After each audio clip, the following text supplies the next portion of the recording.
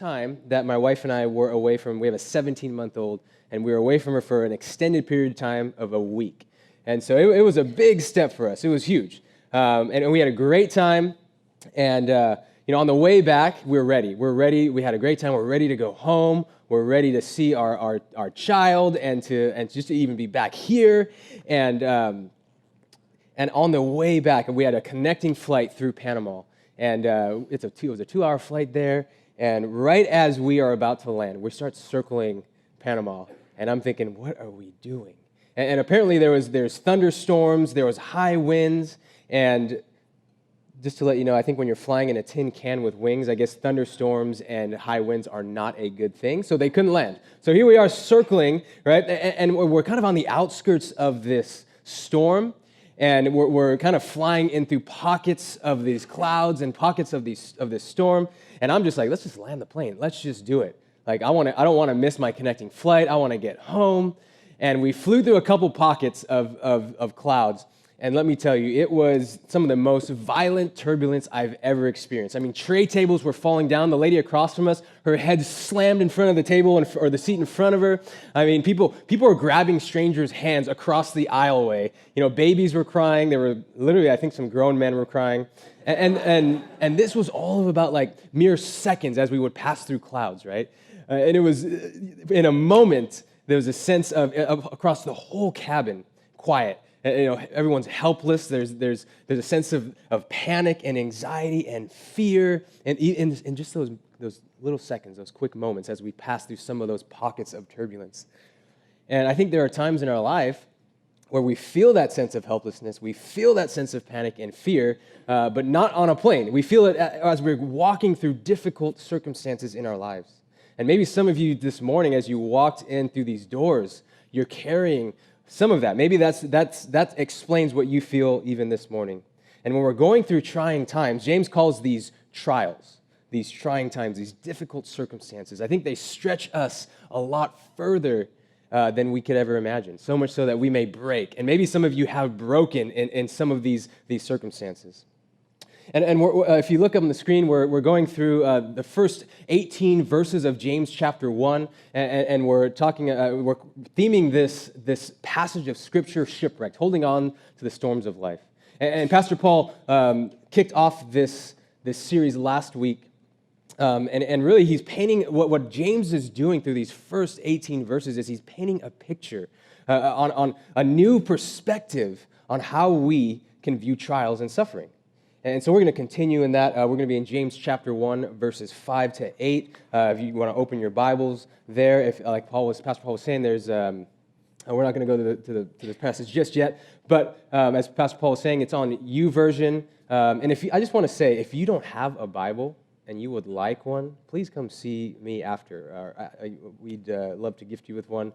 And so that's just something we'd love to do. So but let me set up this passage a little bit before we get into it.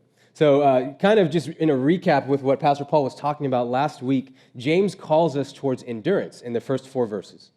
He gives us a different view into trials, that they're unavoidable, and those who don't know Jesus may wallow. There's no hope. These circumstances are considered misfortune and seem to be avoided. But James says, look, even though we know Jesus and even though we go through things like this, we can have hope because God doesn't waste anything. And he calls us to endure those things that we can feel while we feel the weight of all the circumstance that we're facing, but we can take even joy in the fact that God is going to make something beautiful out of it. And he's going to lead us. He's going to cause us to grow in them. And so we can even embrace trials. We can lean into them because at the end of verse 4, James says it's going to lead us towards completeness. Completeness in the sense that our character is going to be fully formed into Christ's likeness, into who we are fully in Christ. So he's going to lead us towards this wholeness. So James gives us this perspective on the trials in our lives. And now in these next 4 verses, he gives us a pathway. He gives us a way to navigate. First, he gives us an overview of, hey, this is where our trials can lead us. But in the midst of them, how do we navigate through the storms of life, if you want to say? And so this is what James is going to encourage us this morning. And I just want to say, at the end of as we close our time today, I'm going to ask for a response, and I just want to say that out the gate. I don't want you guys to be at the end and be like, whoa, I didn't know he was going to ask me to do that. So I want to say that just as we get into it. But let's go ahead and read, if you want to follow along, James chapter 1, starting in verse 5. It says this, "If any of you lacks wisdom, you should ask God, who gives it generously to all without finding fault, and it will be given to you. But when you ask, you must believe and not doubt, because the one who doubts is like a wave of the sea, blown and tossed by the wind. That person should not expect to receive anything from the Lord. Such a person is double-minded and unstable in all they do." Quick verse, right? Or a long verse? No. Let me pray, and we'll continue. Lord, I thank you for today, and as we open the scriptures, Lord, and would you encourage us? Would you show us how to navigate just some of the circumstances and the trials that we face? And I pray this in your name. Amen. So really what James is saying is this: God is going to lead you through your trials. And there's a couple ways that he's going to do it. He's going to help you navigate through your trials. And the first way is wisdom. He says, look, if any of you lacks wisdom, ask God. He is going to give it to you. He wants to. He gives it generously to all who ask without finding fault. Have you ever driven through fog? Anybody ever driven through fog? Thick fog, and it's really rare here in Simi. I think I've only experienced it once in the 7 months that I've been here. But it is you can't see it in front of you, right? If you've ever driven on a mountain road while you're driving in fog, it's scary. You have no idea where you're going. What fog does, it's and I'm talking about thick fog, where when you try to turn your highlights on, it just like mirrors back at you and it like shines you in the face, and so you can't even use your highlights. But you can't see where you're headed. You can't see what's in front of you. And I think trying times in our life is often like driving through this thick fog. You just can't see. You don't know where you're going. And you don't have this clear vision. And this is what wisdom does. James says this wisdom is like a break in the fog. It's like if you're driving and all of a sudden there's still fog all around you, but it just parts in front of you. That's what wisdom does. It gives us a clear vision. It's like pushing aside that fog. And this isn't just practical wisdom. This isn't like, hey, if you touch the stove, you're going to get burned. Or if you play with fire, you're probably going to get burned. That's practical wisdom. This is the wisdom of God, the wisdom that provides us to see things the way that God sees them. It helps us as we are navigating, as we are even sitting with and dealing with our trials, because it provides a clear view of our situation through God's perspective. Right? It's like reading a map upside down, right? And this isn't a map, but I'm just using it. This is like reading a map upside down. You have no idea what's going on, and God just goes like this. It's upside down. And all of a sudden, you have a new perspective. He says, look at the things the way that I see them. And so God seeks to give that type of wisdom to everyone. And notice that James doesn't say this wisdom is going to answer why you're going through what you're going through. You know, he doesn't answer the source of your circumstance, the source of your difficulty, the source of your trial, because James knows those questions are futile. Instead, wisdom asks this question and answers this question. It says, how is God going to use this to shape me? How is God going to use this to bring me into this completeness that James talks about in verse 4? And so with wisdom, we perceive what the world calls misfortune. We see it as an opportunity for God to bring about his purposes. See, that's what wisdom does. And the fact is that God doesn't waste anything. He makes beautiful things out of everything, and he longs for us to see things the way that he does. He longs to clue us in to the ways that he is working in our lives and how he's using all of the things that we're dealing with for his purposes to make us into something beautiful. I don't know if you were here last week. We had a guest speaker, and her story was really encouraging. And if you weren't here, I encourage you to go back on our site and listen to last week's message. And it was clear, it was totally clear to me that as she was speaking, she had this wisdom from God. You know, as she was diagnosed with, I'm not going to go into the whole story, but she was diagnosed with rheumatoid arthritis. And as difficult as it was clear the way that she was speaking, the way that she was talking about that circumstance and what it meant for the rest of her life, she was talking about it with eyes and with a sight that was clearly not human. You know, even when there was a moment where she said that the doctors actually told her and they gave her the diagnosis, and she had this calm. And the doctors were shocked. They were like, shouldn't you be a little bit more like panicked or And it was because she had this wisdom where she was seeing things the way that God does. And so wisdom grants us the ability to make sense of some of our life and some of our injustice, some of the difficulties. And I really want to make a distinction between the wisdom of God right now and misguided, well-intentioned Christian wisdom. Because see, and I think this has to be said, and maybe I'm just saying sorry for on behalf of Christians, I guess. But there's a difference. I think wisdom of God holds everything in attention. It holds the actual weight of all the circumstance you're dealing with, as well as, hey, here's how God is going to use this for good. I think when we look at the Psalms, I think it's Psalms 13:1 says this. It says, "How long, O Lord, will you forget me forever?" And I think as humans, we experience a full range of emotions, and God is okay with us being angry at him. He's okay with us feeling all the things that our trials are going to bring us into. And the mess of life, I think we get to cry out like the psalmist. We get to go, God, will you forget me forever? How long, O Lord? And so I really want to be careful with some well-intentioned yet misguided Christian wisdom. I've been told things when I've been going through things. Here's something that someone told me. They said, hey, think about all the people that have it worse than you. And the heart behind that is, hey, count your blessings. Be thankful. Yet at the same time, when I was in the moment, what it told me was, hey, you shouldn't be feeling the way that you're feeling. Think about everyone that has it worse than you. See, that's a misguided type of wisdom. It puts weight, I think, on too much of one side. Another one that someone has said to me before is, hey, there's a reason why God is putting you through this. And I was like, really? I don't know if God's putting me through this. I think he's going to use this for good. I think he's going to use this for his purposes, but who am I to say that God's doing this for a reason? That's, I think, a misguided wisdom that I think what it does is it just tips the scale. I think what the godly wisdom does is it holds it all in tension. God's heart breaks for yours when yours does. God sheds tears with you. Jesus weeps. He allows you to be angry with him. And at the same time, he says, hey, if you just have my perspective, if you just see things the way that I see them, let me show you. Let me give this sight to you. And it may not make full sense of everything that we're going through. It's like driving in the fog where, it's not like we may not have a clear line to see out of it, but we may just have enough for the next day. That we just may have enough of God's wisdom to help us get out of bed the next morning. But that's the wisdom that James says God is so eager to give. Now, he also goes on to say this. He says that there's doubt. And if you have doubt, it creates a barrier to this wisdom. God is so eager to give it, yet we may be not so eager to receive it.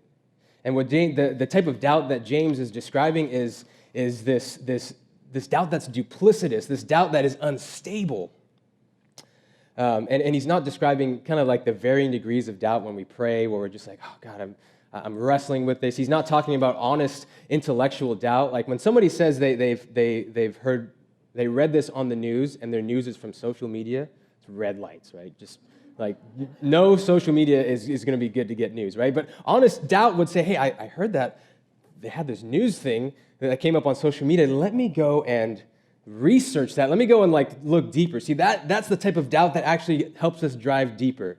And I think that's a good thing. That's honest human doubt, that it can actually drive us to remember what God has done. We can go, God, are you really here? Oh, yeah, you're here. I remember the last time when I was in something really difficult. You were there. That's kind of the doubt that drives us deeper. What James is describing is like I said, this duplicitous, this unstable doubt. And he illustrates and he puts a picture with the ocean. He says, those who doubt are like a wave of the sea, blown and tossed by the wind. And this isn't like the rhythmic waves that we see crashing on shore. This is like the washing machine, like out in the ocean, where you see winds just coming from all different directions, and they're colliding, and the sea is churning, and the water is going whichever the way the wind is blowing. That's the kind of chaotic type of doubt that he is talking about. The doubt that says, do I really want God's wisdom? Or do I just want out? Do I just want out of my suffering? Sometimes I think we just want someone to magically teleport us away from our pain and away from our suffering. That extra long connecting flight that I talked about earlier, then when we missed our flight in Panama due to some of those thunderstorms, we had to go. We were circling around, and we were running out of fuel. And that's really relieving, right? And so they said, "Hey, we're going to go refuel." And we refueled at this island in the Caribbean that it's probably smaller than Simi Valley. I did not know this island existed. And there was a tiny runway, and we're there for about a couple hours, and then we refuel and we go back. And the thunderstorms had lifted, and at this point we had missed our connecting flight. And I just thought, oh no, like this is going to add a lot. I just want to go home. I was just ready to go home, and this added another 24 hours to our travel time. And because the soonest flight they had was the next day, so they gave us a ticket, and then they said, oh, well, since you have to wait a day, we'll give you a hotel voucher. I'm like, okay, this isn't too bad. And so they said, go to this line. And I kid you not, the line was as long as this stage is wide. And it took us 5 hours. I mean, this was like Disneyland without the ride, right? I was just like, there's nothing for me at the end of this line. And about 2 hours in and then 3 feet forward, I remember I was whining to my wife. I was like, I just want to go home. And she's like, obviously, like, yeah, so we're going to go home. We're going to get the hotel voucher. We're going to get on our plane tomorrow. We're going to drive here, and we're going to pick Nellie up. We're going to go home. And I remember distinctly closing my eyes. And I said, okay, when I open my eyes, I'm going to be home. I'm going to be sitting on my couch. And I opened my eyes, and I was home. No, I'm just kidding. I was not. I was exactly right where I was. But what I wanted, I knew the path was laid out in front of me. Like, here's what I have to do. But I was like, I don't want to do that. I just want out. And I think, Jeff, that's the type of doubt that James is saying. He's saying, look, if you ask for God's wisdom, but we may not want it. If you ask for God's wisdom, we want comfort, I think, and relief sometimes. And if we know where God is leading us, that means we still have to go where God is leading us. And I think we don't want to do that oftentimes. Sometimes we get God's wisdom when God's like, hey, here's the path. And you're like, ooh. That's the kind of doubt that James is talking about, right? And he actually has a name for these types of people. He says they're double-minded. They're constantly changing their allegiance back and forth. And it's the picture of that swell of the sea, right? Never having the same texture moment to moment, always changing with the variations and strength and direction of the wind. And I think double-minded people are prey to shifting winds of motive and desire, wanting the wisdom from God at one point and then wisdom from the world at another point. And what I'm saying is, guys, this is us. This is me. I mean, this is all of us. This is human nature to want the path of least resistance, to want, okay, if God's wisdom is going to get me to comfort and safety, I'm going to do that. But if there's maybe another option, that seems tempting. See, that's us. My daughter's really fun right now, and she usually runs around this area after church. You'll probably see her. And her character and personality, they're coming alive. She's 17 months old, and each day, and if you've seen her, she has the best facial expressions I have ever seen. And as a loving, caring father, I want to exploit all those. I want to make an emoji page. No, I'm just kidding. But she literally has so many great expressions. With strangers, with friends, with family. It's a roll of a dice. It's a wild card what expression she's going to give you, and it's so fun to watch. And so what I'm trying to do is I want to capture every moment of that. So I've been researching cameras and kind of like what's a good camera to get for all of this type of stuff. And I am no photographer. Just to let you know, some photographers may scoff at me like, oh. But this is what I've been doing some research, and I found this, that camera lens can only focus on one thing at a time. It can only focus on one thing at a time. I think we got some nods from some photographers, I hope. And there's this thing called autofocus, which is great, which focuses automatically for people like me. But it's the same with our eyes. Like the naked eye can't focus on two separate things. It's either you focus on one or the other. If I hold my hand out here and I have another hand here, if I'm focusing on this one's out of focus, and vice versa. You can try it later when you get home, I promise. But it is physically impossible unless your eyes can like dart in two different ways. You can't focus. That's just weird, by the way. You can't focus on two separate things. And the end result is you have to continually look at one and look at the other, look at one and look at the other. Or if you have the new iPhone 10, they have two cameras, so there's two focal points, right? You can't focus on two separate things. And so the end product is you go back and forth. And this is the double-minded person, vacillating from faith in God to faith in the world, to wisdom of God to wisdom in the world. But is this not our culture today? We are such duplicitous people. We are such a double-minded American culture where it's whatever's fitting for you, man, that's where you should believe in. But if it's fitting for you today and not tomorrow, then that can change. We're so quick to shift from ideal to ideal, from one thing to the next. Here's how I think it works out practically. I think if a marriage is difficult, get a divorce, right? If your spouse isn't loving you like you want to be loved, well, there's 7 billion people in the world. There might be someone that will. It's definitely not you. Probably is. Or if your job isn't fulfilling, quit, find a new one. Find one that's fulfilling. If when things become difficult, maybe there's an option that's less difficult. So when faith becomes difficult, and maybe there's an option to leave it for something that's easier. See, this is the double-minded person. And I think we find ourselves running this way and that way and back and forth until at the end you're left with nothing. And that's what James says at the end of this passage, is the double-minded person. But there's a better way. If you would just stay the course. That's what James says. He doesn't say this word explicitly, but he's writing about this in this whole letter, is the idea of single-minded devotion. And he contrasts that with the double-minded person. See, it's not just that we need God's wisdom to help us navigate, to see where we're headed, for us to see where he is leading us. And we need single-minded devotion and commitment to continue to step forward in that. As I've been pretty transparent about some of the things that my wife and I have struggled with. Every time I've been up here, I feel like the past few times I've actually talked about trials and struggling and circumstances and suffering, so there must be a theme here. But I've been pretty transparent. My wife and I have had difficulty having kids. Our whole marriage. We've been married for about 7.5 years. We were just talking about that. 7.5 years. Some of you have been married much longer. This is great for me, though. But we've had trouble having kids, and it's just still a struggle that we deal with today. We haven't had kids naturally, and I remember distinctly this was about 2 years ago.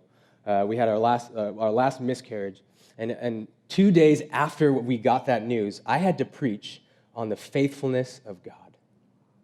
And my wife, this is something that I went through. This is something different than she was going through so much. But for me, I was like, I have to go and preach about how faithful God is when I don't feel that he's faithful. I felt like his faithfulness just skipped over me and passed to someone else. And this was heavy. I was like, how? I feel like I don't want to do this. I was ready to jump ship. I had, in my, that moment, I had so much spiritual and emotional weight that physically I actually was slumped over, and I was walking like this. I just felt physically what I was dealing with on an emotional and spiritual level. And I remember I was speaking with some of the people in our church community, and I was like, how can I do this? How can I go and speak on God's faithfulness even when I don't feel it? And I was able to offload some of what I was carrying to those others. It was something I needed. So I think in order to navigate through our trials, we have to stay the course. And not sometimes, but we will need help from others. And that's what's so beautiful about church. That's what I think it's so important, that we don't just get here and we don't just gather once a week and sing praises and listen and open the Word and hear God's Word. It is much more than that. We can shoulder one another's burdens. We can be there. We can help each other as we're trying to stay the course in our relationship with Jesus. So the path through trials, the way that we navigate through trials, I believe, is wisdom. And God wants to give you wisdom. He gives generously to those who ask. And I think the second piece is single-minded devotion to that path. And as I've explained today, as we've talked about today, that's a lot easier said than done. It's a lot easier said than done. I feel like So many of you have walked in these doors with different stories, different experiences, different circumstances, carrying different things. And some of you here may be in the midst of some extremely difficult circumstances. Maybe you are walking through a trial, and you feel like you're walking through a thick fog where you just feel trapped. You don't know where to move next. You don't know how you're going to make it. And you need a lifeline. Some of you are dealing with some heavy, heavy, heavy things. And you need that wisdom. You need that wisdom to see and to navigate your way through your current experience. And what I would love to do today is give you an opportunity to be prayed over. And that's where what I was saying earlier this morning when I said, hey, I'm going to ask you to do something. If that's you, if you feel like you're in need of the wisdom of God, you're in need of God's guidance, if you need that perspective, if you need Him to show you how He's going to make sense of what you're going through, if you just need Him to show you where to move next, where to go, what to do, would you just stand where you're at? And there's no shame in this. There's no shame in asking God for wisdom because God wants to give it to you generously. Thank you. Thank you. There's no shame in this. Thank you for standing. You can remain standing. Maybe some of you feel that you need encouragement. Maybe you feel like you have been just going back and forth from one to the other, and you're barely holding on to your devotion to God. And maybe you're questioning, and you're unsure. I also want to give you an opportunity to stand as well. So if that's you, would you stand? I want you. If you would like prayer for that, would you please stand? Now, I'm going to invite the band back up just as we enter into just as we close in worship. And what I would like to do today, for those of you who are standing, thank you again, is I'd love to pray for you. And I'd love for us as a church community, those who are seated, this is a tangible, I want to ask you to do something tangible, a way that you can even support and care and maybe just offload some of the burden of these people standing up today. And if you're seated next to someone that's standing, would you just extend a hand in prayer? And if you're close enough, and if they're okay with it, would you even just lay a hand on their shoulders? I mean, I'd love, even if you have to get out of your seats, get in the aisle. I know this might be something different, but I would love if we would have people just that are seated around those who are standing, just to lay a hand either on their shoulders, or if you're not close, would you just extend a hand? And I believe that we can, as a church, as a people of God, this is an opportunity. We can be caring for each other. And so what I'm going to do is I'm just going to pray over all these people who are standing today. I'm going to pray for all these people, and then we're going to close in worship, and you can feel free to stand after. And I just want to say, if anybody needs more prayer, needs to talk to a pastor, please talk to Pastor Paul or myself. But let me pray for us as we close. Lord Jesus, first of all, I just acknowledge that we're all carrying something. There are difficult trials and circumstances that each one of us are dealing with today. And Lord, I thank you for the courage and the honesty that those who are standing are just asking for that. God, you want to give them wisdom. I pray that you would just show them, even if it's just the next step, or how to navigate, that you just acknowledge that you're there with them, and that you want to walk with them as they're dealing with their pain and their suffering. So Lord, I pray that you would give this wisdom. Would you let them see what you see? And Lord, I pray, Lord, that even as we have those who are extending hands, praying for one another, God, I pray that this wouldn't stop just in a moment like this. Lord, I pray that this would be something that's embodied just throughout our whole church. Lord, would you lead us to care for others and to pray for one another like this? And Lord, I thank you for this morning. And Lord, would you be with us as we continue to worship and close our time together. In your name, amen.